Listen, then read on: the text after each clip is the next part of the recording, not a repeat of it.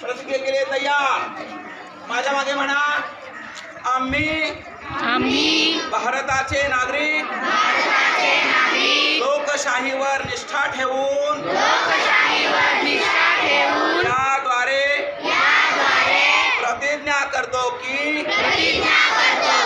आपल्या देशाच्या लोकशाही परंपरांचे जतन करू आणि मुक्त निपक्षपाती व शांततापूर्ण वातावरणातील निवडणुकांचे पावित्र्य राखू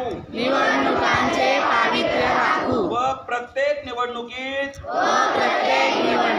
निर्भयपणे तसेच धर्म वंश